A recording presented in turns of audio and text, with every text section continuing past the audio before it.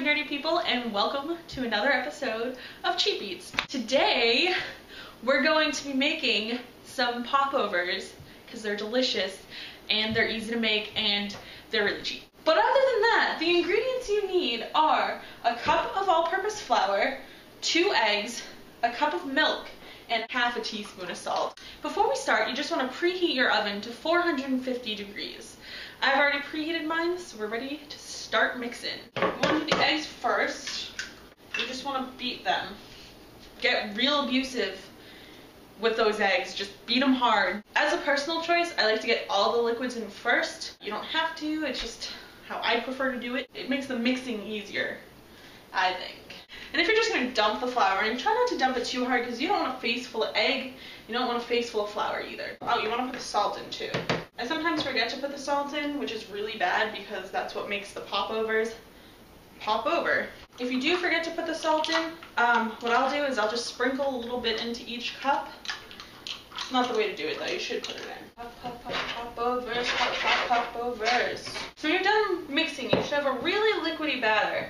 Something like that. They do sell popover pans specifically to make these.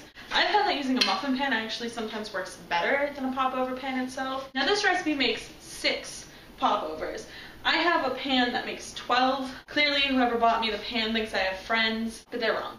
When you spray or butter this pan, you want to spray it really well because the popovers stick really bad to the pan. You really gotta get all up in the cup and you gotta spray the top because when they pop over the top, they will stick to the top of the pan. So next, you want to fill each muffin cup or popover cup or whatever you may be using about halfway. Apparently this is just a really shallow muffin pan, so I'm going to go ahead and make 12. And by 12 I mean 10.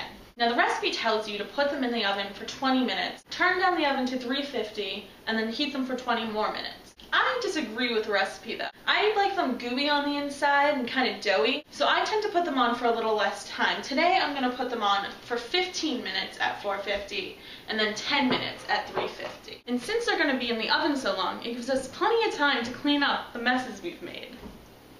I don't know if I mentioned this before, but one of the things I love about this recipe is its simple ingredients that you usually have in your house most of the time anyway. While I'm waiting for them to finish, I might as well talk about my nerdy pleasure, and this week it's that I finally picked a release date for my book. It's a tentative release date of July 9th, that's a Monday. So if you think I'm going to talk about anything besides my book that day, you're crazy. But yeah, July 9th, the week after I get back from VidCon, I'm going to release my book to the public, so be ready. They're ready.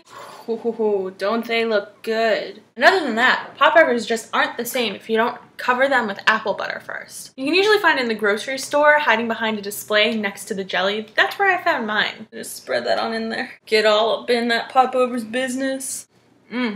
So good. So while I stuff my face full of popovers, I want to know, what is your favorite simple recipe to make? Or, what did you think of Imitation Week? Or, both. Let me know in the comments. Show off how weak Danny's arms are.